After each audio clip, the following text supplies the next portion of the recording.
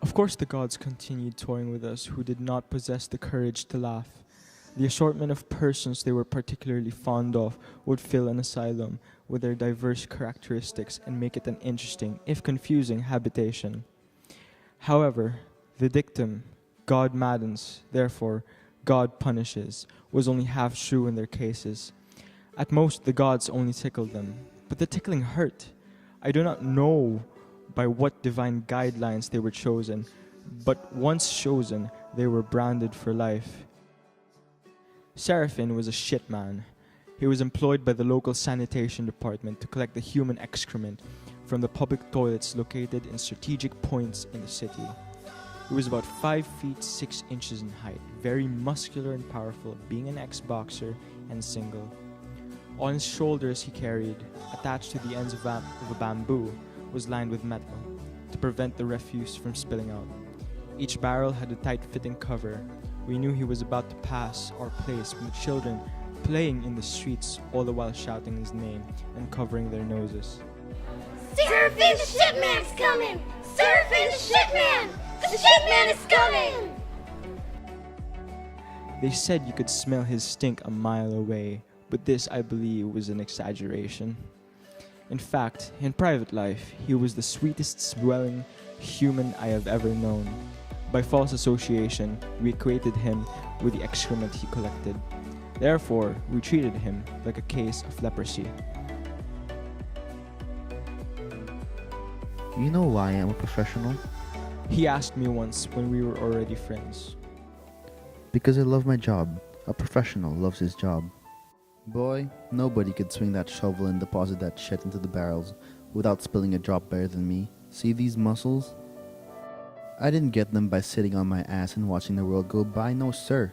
I developed them because I love my profession. Here, see, these are the barrels, yes? He placed the imaginary containers before him and took a shoveling stance. You remove the covers with your left hand, see, while holding the shovel with the other, close to your side, like a soldier keeping his rifle to his side. Then you uncover the shitbox carefully so nothing spills out. Then you grasp the handle of your shovel with your right hand, the stock with your left, and carefully scoop out the shit like this. He made a swinging motion with his arms and body like a ballerina executing a difficult pass. And convey it to the container on your right. Don't splash it or plop it, see? Do this rhythmically. 1 shovel in, 2, scoop out, 3, into the barrel. Shovel in, scoop out, into the barrel. 1, 2, 3. 1, 2, 3. Get the rhythm. Feel it in your bones. Swing your soul. He was actually now swaying to the rhythm, his eyes closed, his hands on the imaginary shovel, digging and scooping and transferring the shit to the music of Beethoven. It was a magnificent performance. For a moment I was scared. Then I realized he was just being liberated by the mystic demons that had recently seized him and commanded him to perform. He shook his head thrice, saw me for the first time, and smiled. He was back to terra firma. I gazed at him admiringly. He had just won a pedestal in my pantheon. Don't you ever get sick of all that stink? Sick? Listen, the smell of shit is the sweetest smell to me, and I'm not kidding. You too will agree if you've been a shit man for 10 years. Shit for me now is a metaphysical reality. It is one link with other people like me. Artists who have to create in the context of degradation. Van Cliburn, Louis Armstrong, Carmen Pereira. Compared to us, they're amateurs. What do they know of the rawness of life, the cruelty of Ling? They perform in a spiritual vacuum. There is no fire in their blood. When I am there shoveling and scooping, I am in an entirely new dimension. I am possessed. I create and procreate the symphony of shit. I clean and pasteurize and sweeten this most offensive waste. Is there any greater achievement? I often marveled at Serafin's erudition. He was one of these creatures we call phenomenal, for lack of better terms. By his admittance, he never went to school beyond 2 years or so in the grades, but his perspicacity would deflate the ego of any academician. By acceptable laws, he should not have existed at all. He was a sore thumb sticking out in a field of healthy fingers. My job, this room, these are all I need. From under his army cot, he pulled out an old battered tin chest, the singular repository of all his earthly belongings. He dug out a small blue plastic bag and placed it tenderly on his lap. He gazed at it lovingly, opened it, releasing a pungent odor. I saw several rows of tiny bottles carefully arranged inside the box, bottles of different colors. These, my dear barbarian, are what we call perfume. They are sweet essence of flowers or their synthetic derivatives with which human beings camouflage their natural smell. In polite society, they are part of the etiquette. In my kind of job, they are indispensable. He opened a blue bottle and started dabbing his ear, neck, and armpits with the liquid. I don't understand what you said, but I like the smell. Here, have some.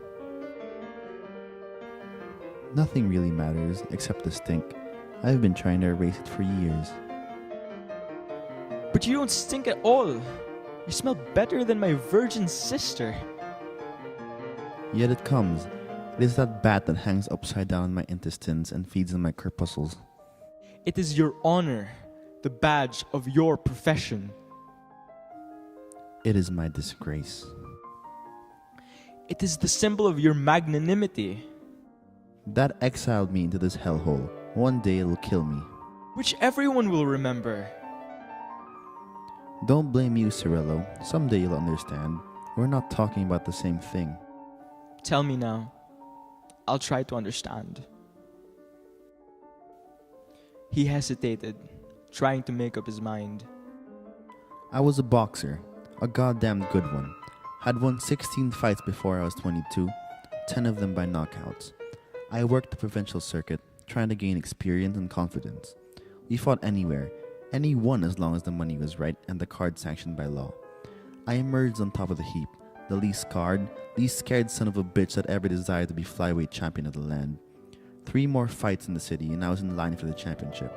Suddenly, every promoter wanted me, even those who clicked me around earlier. I wanted to puke on their faces, but you had to truck with them, or your career went to the dogs.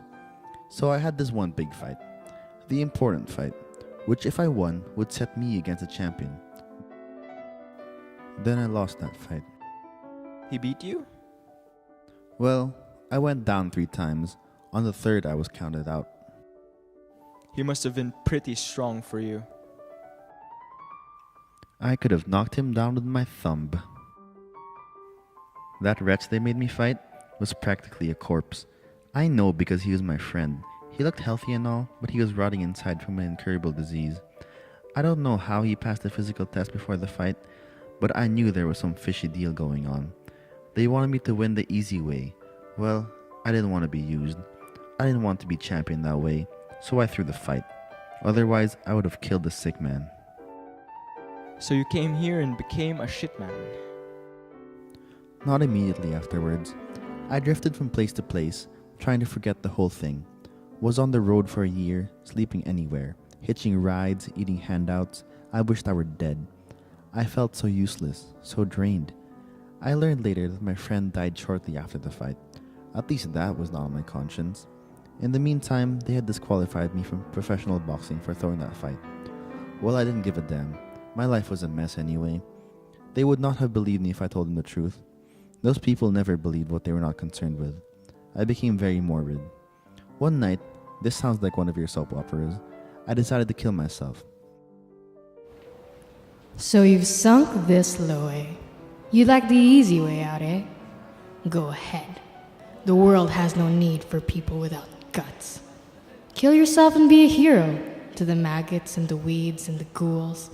Perhaps they'll proclaim you flyweight champion of the worms and crown you with shit.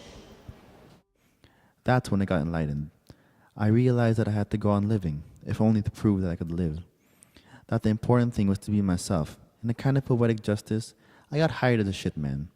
I couldn't get any other job, as if God wanted to emphasize that I had to start from filth if I wanted to cleanse myself. You don't like to box anymore? You may say I'm still a boxer, Only now the ring is the whole world, and the opponent is the prejudice against stench. Aren't you exaggerating? What is good about filth? Why should we look down on filth? Between shit and perfume, there's no difference except the difference we make in our mind. Symbolically, every sweet thing starts from filth. We will see this if we forget our preconceived notion, but of course this is difficult. The ancient Hindus, however, because of their speculative bent, clearly saw this. In the emergence of their tradition with that of the Buddhist, the symbolism of the lotus emerged supreme. You haven't seen a lotus plant, I'm sure.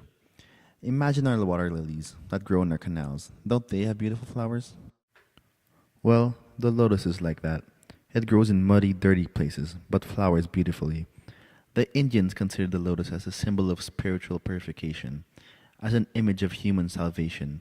Man must overcome the stench of physical living, must rise, as it were, from the filth of this world to attain heaven. I suppose if you put it that way, it starts to make sense. Of course it does, but people often refuse to see the spiritual side of things. If he killed, which he never did, he would do it with detachment, as a favor to humanity.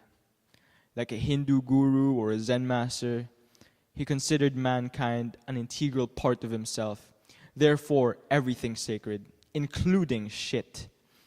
Killing would partake of the natural creation, for, from monistic perspective, it would be Killing would partake of the ritual creation, for, from monistic perspective, it would be a restructuring not only of the social order, but also of the theological hierarchies. A samurai warrior disemboweling himself is not offending the gods, but assisting them in the operation of the planets. Even while scooping and shoveling shit, he could induce a paranormal state of meditation by which the rhythm of the universe was revealed to him. For him, honor, dignity, and wealth were meaningless abstractions that obfuscated. Dear God. For him, honor, dignity, and wealth were meaningless abstractions that obfuscated the real issue of life, or, at best, merely provided a temporal paregoric to life strategies. If there is no honor among pimps, then there is no honor among gods. Each man cancels another by his choice of evil, or elevate him by the choice of the good. There are no two sides, either or.